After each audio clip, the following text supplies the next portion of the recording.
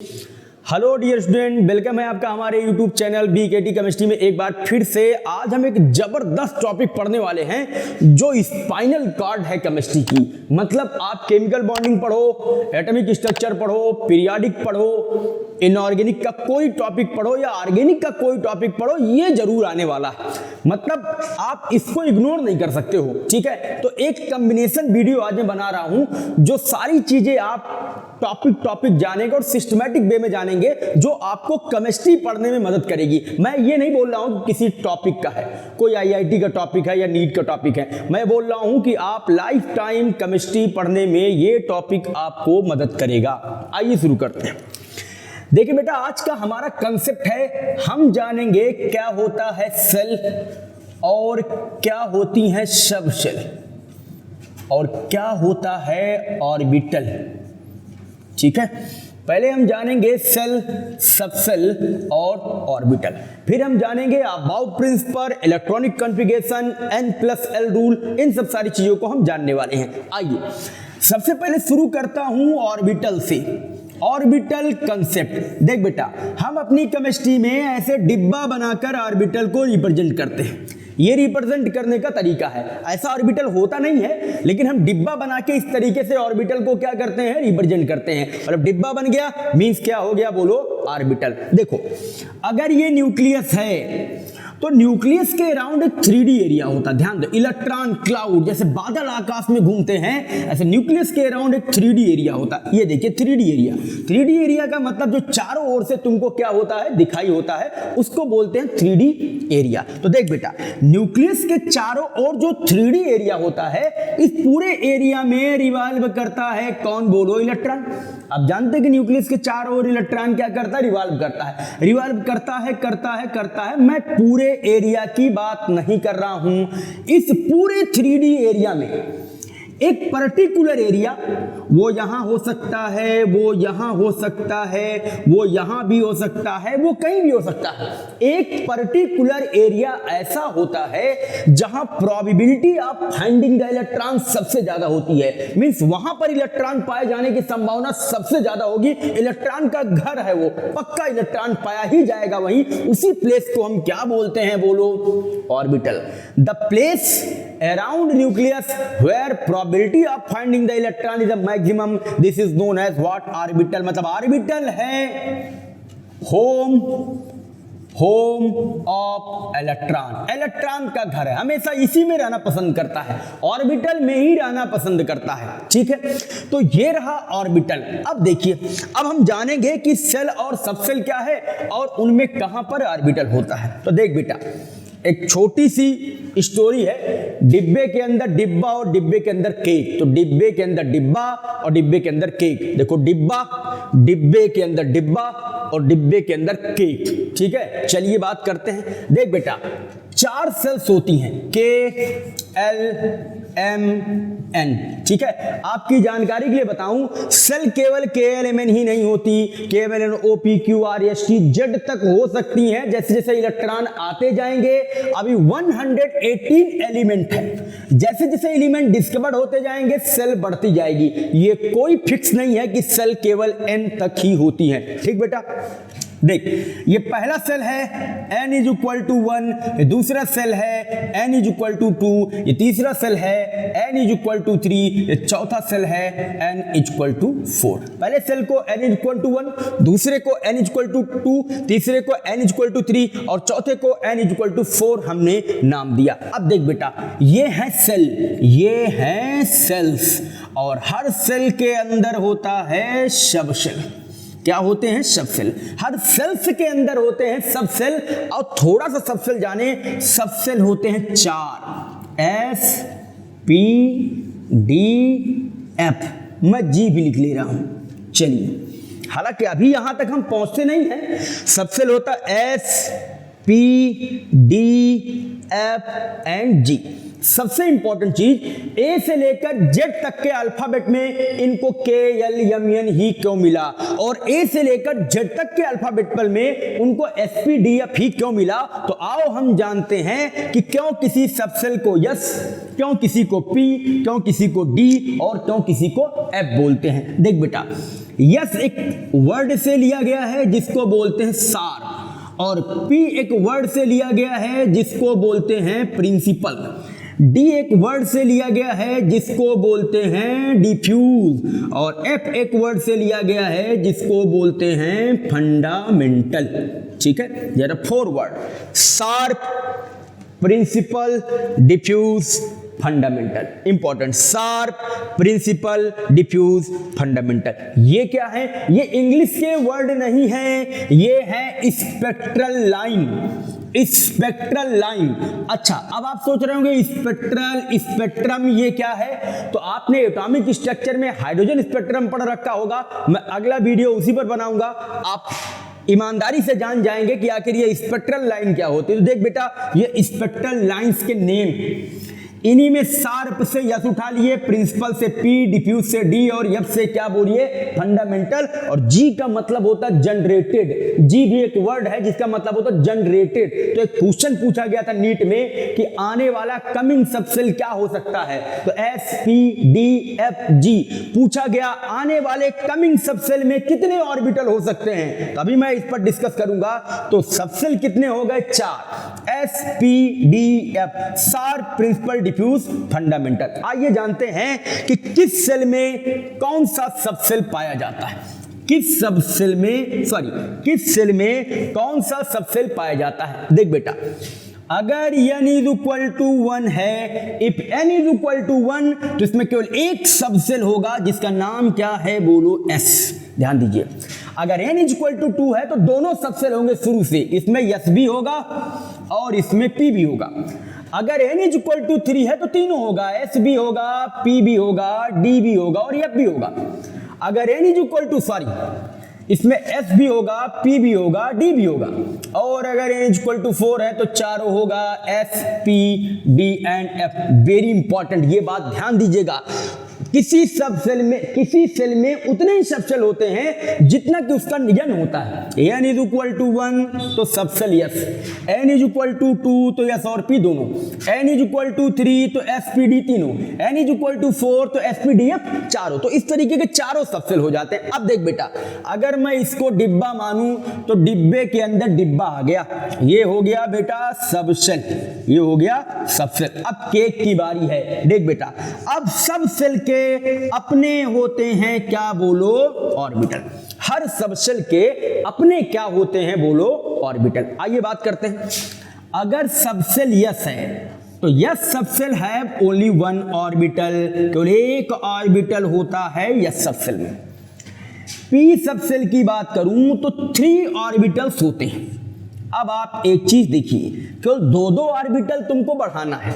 अगर D subshell की बात करोगे तो 5 ऑर्बिटल होंगे, 1 2 3 4 5, और अगर मैं एफ सबसेल की बात करूं तो 7 ऑर्बिटल्स होंगे, 1 2 3 4 5, 1 2 3 4 5 6 7 ऑर्बिटल्स होंगे। देख बेटा, अगर ऑर्बिटल 2-2 नंबर बढ़ रहा है, यहां 1, यहां 3, यहां 5, यहां 7, तो बोल बेटा जी में कितने ऑर्बिटल होने चाहिए थे? अगर एफ के आगे जी होता तो अगर ये 7 है तो 2 बढ़ता कितने हो जाते हैं? 9। कितने होते हैं? 9। यही क्वेश्चन आया था नीट में कि कितने ऑर्बिटल हो सकते हैं। ठीक है, तो देखो, एस सबसेल है 1 ऑर्बिटल, पी है 3 ऑर्बिटल, डी है 5 ऑर्बिटल, एफ है 7 ऑर्बिटल।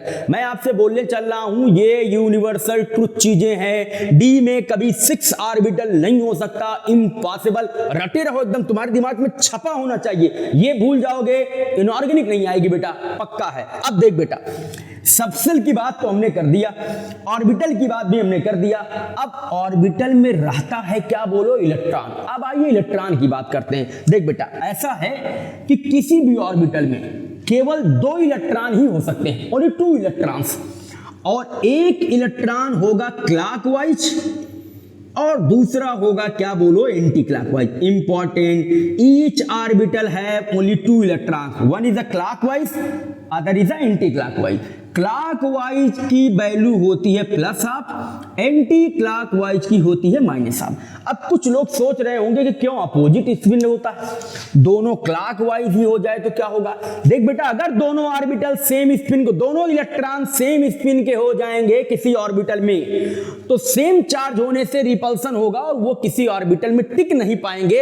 इसलिए इलेक्ट्रॉन का अपोजिट होना बहुत ही क्या है बोलो, इंपॉर्टेंट है। तो एक ऑर्बिटल में दो इलेक्ट्रॉन वो भी अपोजिट स्पिन के ही होंगे। अब देख बेटा, मैंने आपको बता दिया कि ऑर्बिटल में इलेक्ट्रॉन कैसे होते हैं। अब देखिए, अब ऑर्बिटल में हम पढ़ेंगे filling of electron in orbital. Orbital में इलेक्ट्रॉन कैसे फिल करते हैं, इस रूल को बोलते हैं हुंड्स रूल। इस रूल को बोलते हैं हुंड्स रूल कि कैसे ऑर्बिटल में इलेक्ट्रॉन को फिलअप करेंगे। चलिए देखते हैं। देखो, अगर हमारे पास p का ऑर्बिटल है, मतलब अगर 3 ऑर्बिटल बन गया px py pz, अभी मैं x y z पर बात नहीं कर रहा हूं, इसका मैंने अलग से वीडियो बताया है कि कैसे ऑर्बिटल होंगे, कौन किस एक्सिस पर होगा, उसका मैं डिस्क्रिप्शन में लिंक दे दूंगा, आप वहां से देख लीजिएगा। ठीक है, देखो ये ऑर्बिटल हो गया p का। अगर आपको 4 इलेक्ट्रॉन फिलअप करना है तो हम तो जानते हैं कि एक ऑर्बिटल में 2 इलेक्ट्रॉन होता है, तो हम ऐसा करेंगे 1 2 3 4। दिस इज रॉन्ग, ऐसा नहीं करना है। हुंड्स ने बोला ऐसा नहीं करना है। उनका कहना है कि दरअसल सारे ऑर्बिटल होते हैं डीजनरेटेड। डीजनरेटेड ये तुम्हारे लिए नया वर्ड है, सिंपल कर दे रहा हूं।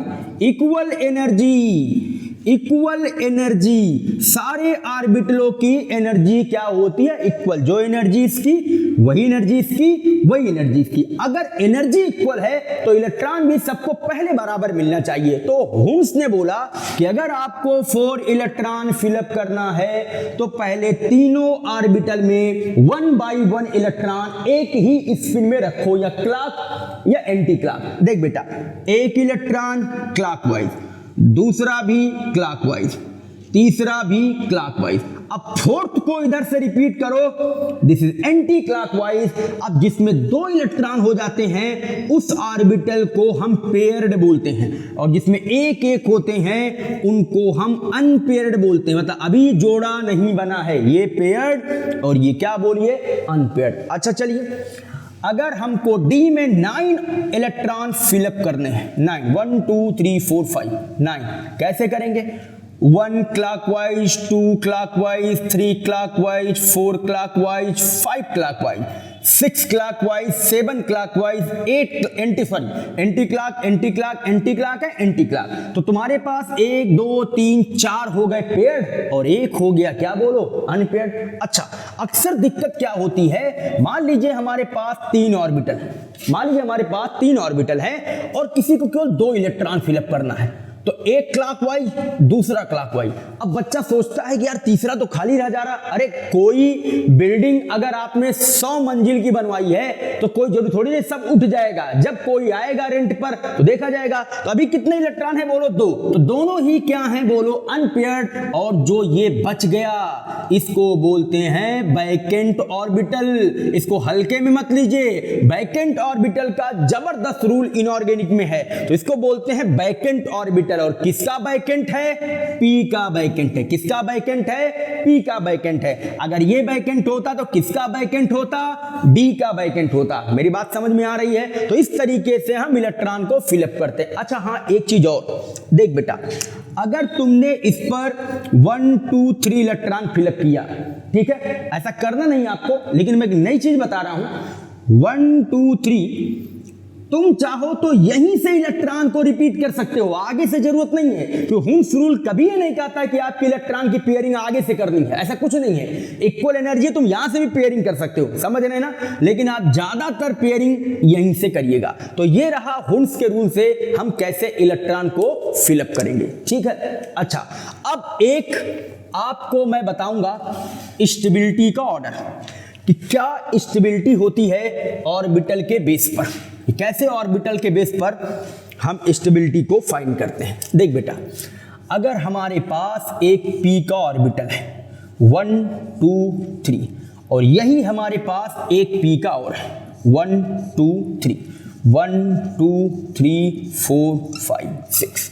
अगर हमारे पास डी का ऑर्बिटल है 1 2 3 4 1 2 3 4 5, तो 1 2 3 4 5, और अगर यहीं पर हमारे पास फिर डी का है जिसमें पूरे इलेक्ट्रॉन है 1 2 3 4 5 6 7 8 9 10।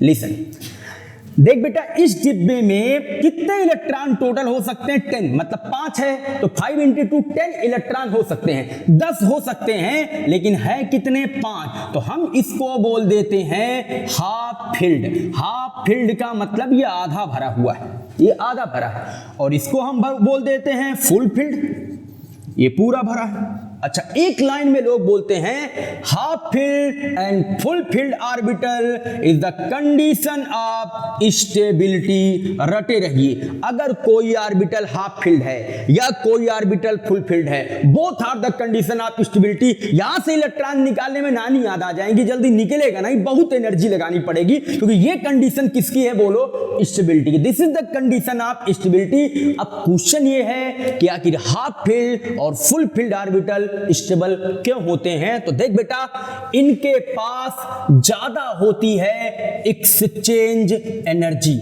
एक्सचेंज एनर्जी जैसे 1 2 3 4 5 है, अगर 5 है तो 5 अपना डबल टाइम एक्सचेंज कर सकता है, मतलब 10 बार एक्सचेंज कर सकता है।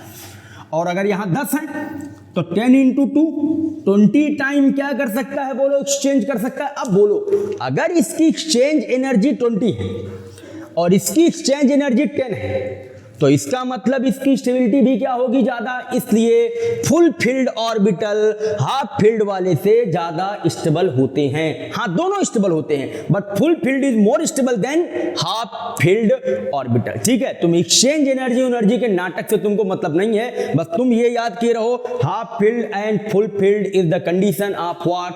स्टेबिलिटी। ठीक बेटा, अब देख, अब हम एक इंपॉर्टेंट चीज पर आने वाले हैं, very important part. This is known as the Aufbau principle. Aufbau principle लीजिए। अच्छा, ये आप-बाउ प्रिंसिपल क्या है? देख बेटा, ये ऑर्बिटल्स को एनर्जी के इंक्रीजिंग ऑर्डर में रखकर एक सीरीज बनाई गई आप-बाउ प्रिंसिपल में।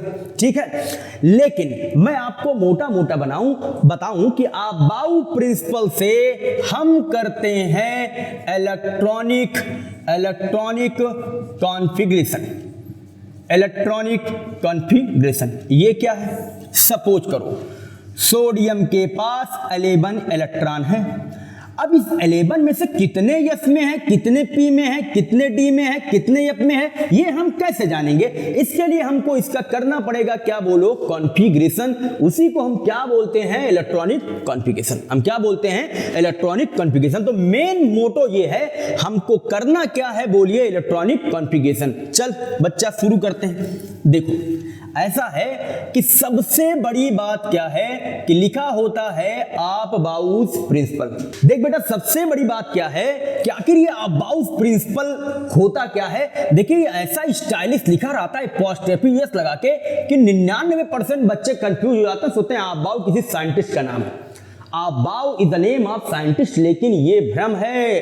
आप-बाउ किसी साइंटिस्ट का नाम नहीं है, ये जर्मन वर्ड है। This is the German word. ये जर्मन भाषा का एक वर्ड है जिसका मतलब होता है टू मेक, जिसका मतलब होता है टू बिल्ड।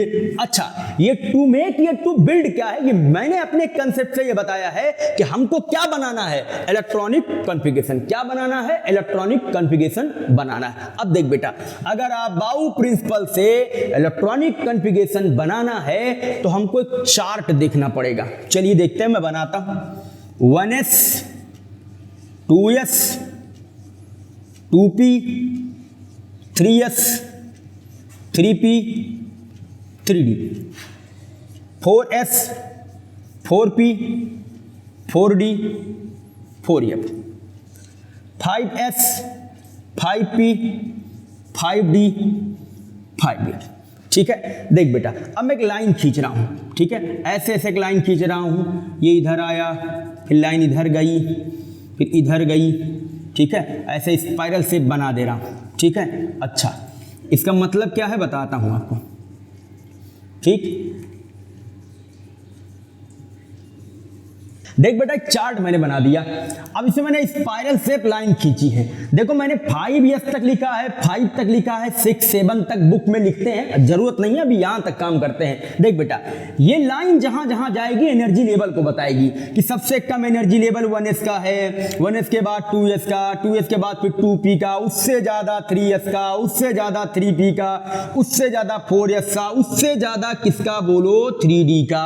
अब ध्यान दो, जब भी तुम कॉन्फ़िगरेशन करोगे तुम इसी को फॉलो करोगे, पहले 1S फिर 2S फिर 2P फिर 3S फिर 3P।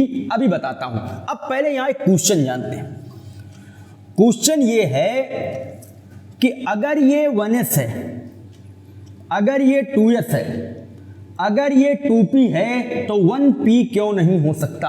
अगर 2S और 2P हो सकता है तो 1S और 1P भी हो सकता है, ऐसा क्यों नहीं होता? देख बेटा, दरअसल होता क्या है, इस SPDF के आगे जो भी गिनती लिखी हो 1 2 3 4 5 6, इनको मैं n बोलता हूं।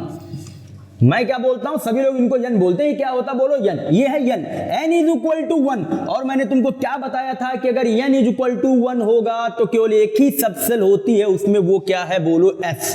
और अगर यहां n इज इक्वल टू 2 है तो उसमें दोनों होगी s और p, क्या बोलो दोनों। अगर n इज इक्वल टू 3 है तो तीनों होगा s p d तीनों। अगर n इज इक्वल टू 4 है तो चारों होगा s p d f चारों। और अगर n इज इक्वल टू 5 है तो S P D F। अच्छा, अब यहां क्वेश्चन आ जाता है, अच्छा सर जब n इज इक्वल टू 5 आ गया तो काहे S P D F लिखे हैं? 4 ही लिखे हैं।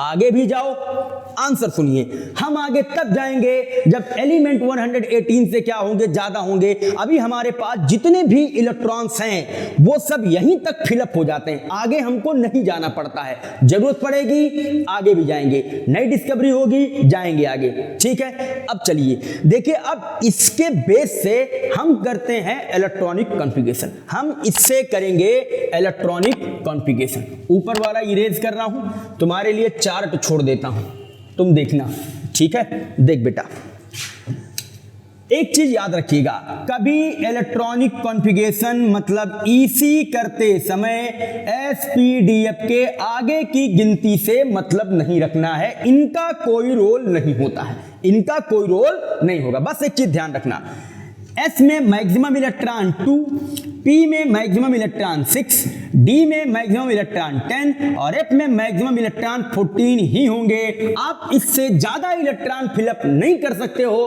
कम कर सकते हो, ठीक है। शुरू करते हैं। Sodium atomic number 11। चलिए, सबसे पहले कौन? 1s। हमने लिखा 1s। आप जानते हो कि s में कितने इलेक्ट्रॉन होते हैं? 2। ऊपर छाप दो 2, कामा लगाओ। 1s के बाद आता है 2s। फिर तुमको s दिखा, मैंने बोला आगे वाली गिनती से कोई मतलब नहीं रखना है। s देखे 2 लगाए। अच्छा, आगे फिर आते हैं 2p। अब देख बेटा, p लेके तो 6 लगाए, ऊपर 6 हो गया। देखो ऐसा करने में बड़ा मजा आता है, लेकिन मजा लेते समय इलेक्ट्रॉन गिनो। तुमको केवल 11 का करना है, 150-200 का कॉन्फ़िगरेशन कर डालो। देख बेटा, 6 to 8 to 10 हो चुका है, तुमको 11 तक करना था। आगे बढ़ो, 2p के आगे क्या है बोलो? 3s। s में कितने इलेक्ट्रॉन फिलअप करने थे? 2, लेकिन बचे कितने हैं? 1। तो हम कितना भर देंगे बोलो? 1। ये हो गया क्या बोलो? 3s1। 2 4 6 10 और 1 क्या बोलो? 11, ठीक है। सपोज करो आपको क्लोरीन 17 का करना है, तो फिर वही 1s2 2s2 2p6 3s2। अच्छा, अभी मैंने 2 क्यों किया? क्योंकि अभी हम आगे बढ़ सकते हैं। 6 to 8 to 10 to 12। अब 3s के बाद आता है 3p। बोल बेटा, अगर p में मैं 6 भर दूं तो कितना हो जाएगा? 6 to 8 to 10 16 18 का हो जाएगा। और करना कितने का है? 17 का। यहां एक कम करो लास्ट वाले में, कितना हो गया बोलो? 3p5। तो आई होप आपको समझ में आ रहा होगा कि कैसे हमको इलेक्ट्रॉनिक कॉन्फ़िगरेशन करना है। थोड़ा 1-2 और बढ़ते हैं। हम करते हैं कॉन्फ़िगरेशन टाइटेनियम 22 का। हम करते हैं टाइटेनियम 22 का। देख बेटा, 1s2 2s2 2p6 3s2 3p6 4s2, इसको याद रखो। तुम 4s2 तक पहुंचे तो समझ लो तुमने 20 तक निपटा दिया, 20 तक का कॉन्फ़िगरेशन हो गया पीछे। 4s2 तक पहुंचे, 20 तक का कॉन्फ़िगरेशन निपट गया। देख बेटा 4s के बाद आता 3d, देखो कैसे, मुझे ये याद है, तुम्हें प्रैक्टिस से याद करना पड़ेगा। 1s 2s 2p 3s 3p 4s 3d। अब गिनो 2 to 4 6 to 10 to 12 16 20, बचा कितना 2, दिस इज 22। क्या हो गया 22। अच्छा 23 का यही 23 हो गया, यही 24 हो गया, यही 25 हो गया, यही 26 हो गया, यही 27 हो गया, 28 हो गया, 29 हो गया, 30 हो गया। लेकिन आप जानते रहो क्रोमियम 24 और कॉपर 29 और पैलेडियम 46, मेनली मैं 3 की बात करूंगा, एक्सेप्शनल कॉन्फ़िगरेशन होते हैं। हम इन पर डिस्कस करने चल रहे हैं कि इनके एक्सेप्शनल कॉन्फ़िगरेशन पर हम किस तरीके से बात करेंगे। देख बेटा अगर हम क्रोमियम 24 का कॉन्फ़िगरेशन करते हैं तो क्या होगा, चलिए वही 1s2 2s2 2p6 3s2 3p6 4s2 तक 20 का 3d4 24 का। लेकिन जैसे ही हम करेंगे चेक करने वाला तुरंत गलत काट देगा, उसकी निगाह केवल क्रोमियम 24 और कॉपर 29 पे होती, बाकी तो कॉन्फ़िगरेशन देखा ही नहीं, वो केवल क्रोमियम 24 और कॉपर 29 को ही देखता है। अच्छा देख बेटा अब मैं इसकी ट्रिक, इसका तरीका, इसका कंसेप्ट तीनों बता रहा हूं, इनको हम नोट करते हैं। लास्ट वाले को देखो, यस ऑर्बिटल, यस के पास कितने orbital, 1, how many electron 2, clock anti clock. D के पास कितने ऑर्बिटल, 5 1 2 3 4 5, हाउ मेनी इलेक्ट्रॉन 1 2 3 4। देख बेटा अगर गौर से देखो तो अगर डी एक इलेक्ट्रॉन और पा जाए तो हाफ फील्ड हो जाएगा, और हाफ फील्ड कंडीशन किसकी होती है, स्टेबिलिटी की, तो डी चाहेगा कि हम स्टेबल हो जाएं, बिल्कुल। अच्छा इनसे एक इलेक्ट्रॉन लेगा और देखिए ये हो गया। अब बोल बेटा अगर डी एक इलेक्ट्रॉन पाया तो 3d में 4 से कितना हो गया 5, और अगर यस ने एक इलेक्ट्रॉन खो दिया तो यस क्या हो गया, बोलिए 4s1। This is right configuration of chromium 24। आपको क्रोमियम 24 में क्या करना है, लास्ट में एक डिजिट बढ़ाकर उसके पहले एक कम कर देना है, मतलब 3d को 5 4s को 1। अगर कोई पूछे कि ऐसा क्यों करते हो, आप बोलिए डी अपनी स्टेबिलिटी को कंप्लीट करने के लिए इस तरीके से इलेक्ट्रॉन का एक्सचेंज करता है, सॉरी इलेक्ट्रॉन गेन करता है, ताकि हाफ फील्ड क्या एक्वायर कर ले, कॉन्फ़िगरेशन। आइए कॉपर 29 की बात करो तो चल बेटा मैं लास्ट का कॉन्फ़िगरेशन लिखता हूं, देखना 4s2 तक कितना 20, 3d9 29, बोलो हो गया, this is wrong, this is wrong. अब तुमको समझ में आ जाएगा। s के पास कितने इलेक्ट्रॉन, 2, जरा d की सीन देखना, 9 इलेक्ट्रॉन फिलअप करना, 1 2 3 4 5 6 7 8 9। देख बेटा अगर एक और पा जाए तो फुल फील्ड हो जाएगा, एक और पा जाए तो फुल फील्ड हो जाएगा। Full filled is condition what, stability लो, ये यहां गया साइंस से, ये क्या हो गया, बोलो फुल फील्ड, ये हो गया 3d10, ये हो गया क्या 4s1। This is right configuration, ये हो गया 4s1 और क्या बोलिए 3d1। अच्छा अब एक कॉन्फ़िगरेशन है पैलेडियम 46, ये होता है बेटा आपका कॉन्फ़िगरेशन है, ये होता है 4d8 और यहां होता है 5s2, ये होता है इसका आउटर मोस्ट लिख रहा हूं, आउटर मोस्ट लिख रहा हूं 4d8 5s2। अभी देखो अभी इधर हम एक एक इलेक्ट्रॉन शिफ्ट कर रहे थे, इसके केस में दोनों इलेक्ट्रॉन वहां शिफ्ट हो जाता है, ये हो जाता है 4d10 और इसमें बचता है 0 इलेक्ट्रॉन, 5 या 0, तो अपने आप में एक्सेप्शन का भी बाप है, एक्सेप्शन का भी एक्सेप्शन है कि 2 इलेक्ट्रॉन शिफ्ट होगा, इस ऑर्बिटल में कोई इलेक्ट्रॉन ही नहीं बचा। तो कभी कभी पूछता है कि 5s में किसके में 0 होते हैं, किसके यस में इलेक्ट्रॉन भी बोलेगा और 0 बोलेगा, बोले किसके पास 0 इलेक्ट्रॉन होंगे, तो 5s में कितने इलेक्ट्रॉन होते हैं, बोलो 0 इन केस ऑफ पैलेडियम 46। ठीक है देख बेटा इस चेन में, इस इनऑर्गेनिक को पढ़ाने की कड़ी में, इनऑर्गेनिक का कंसेप्ट बिल्डअप करने की कड़ी में एक टॉपिक और बचा है। शायद तुम्हारे मन में प्रश्न ये आ रहा होगा, और ये प्रश्न ये है कि सर बोल रहे थे कि 1s से ज्यादा एनर्जी 2s की है, 2s से ज्यादा एनर्जी 2p की है, तो हम कैसे जानेंगे कि किसकी एनर्जी कम है और किसकी एनर्जी ज्यादा है?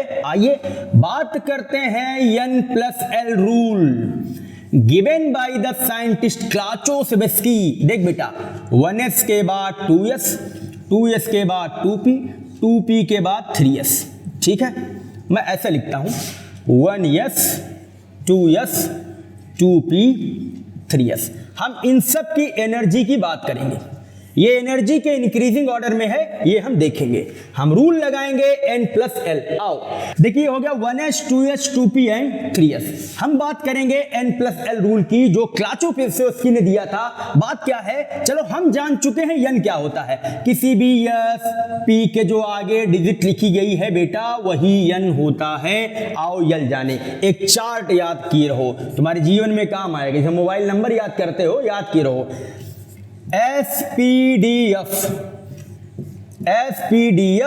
1 2 3 4, मतलब L की वैल्यू, या सॉरी इधर से 0 1 2 3।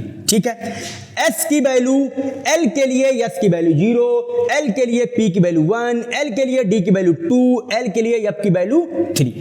SPDF 0 1 2 3। चल बेटा शुरू करते हैं, लगाते हैं n+l रूल। बोलो n इज इक्वल टू क्या है 1, बोलो l इज इक्वल टू क्या है 0, ये टोटल आ गया 1। आइए n+l, बोलो n इज इक्वल टू क्या है 2, बोलो l इज इक्वल टू क्या है, बोलो 0 आ गया 2। एक से बड़ा क्या 2, देखो एनर्जी लेवल बढ़ रहा है। 1s से ज्यादा किसकी, बोलो 2s की एनर्जी लेवल। आइए 3s पर आते हैं, 1s 2s 2p n+l, n is equal to हो गया 2, p के लिए l की वैल्यू 1, 2 1 कितना 3। लीजिए एनर्जी बढ़ रही है, n+l रूल। अच्छा आते हैं 3s पर, n+l rule, n is equal to 3, l is equal to s के लिए 0 3। लो एनर्जी मैच कर गई, चकमा दे दिया n+l रूल को।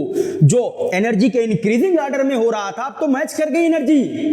अब क्या होगा, अब वही होगा जो मंजूर खुदा होगा। तो देखिए क्या है, n+l रूल का दूसरा रूल बोलता है, n+l रूल का दूसरा रूल बोलता है कि अगर दोनों की एनर्जी मैच कर जाए, अगर दो ऑर्बिटल की एनर्जी मैच कर जाए, तो आप हमेशा प्रिफर उसको करोगे जिसके आगे का n छोटा होगा।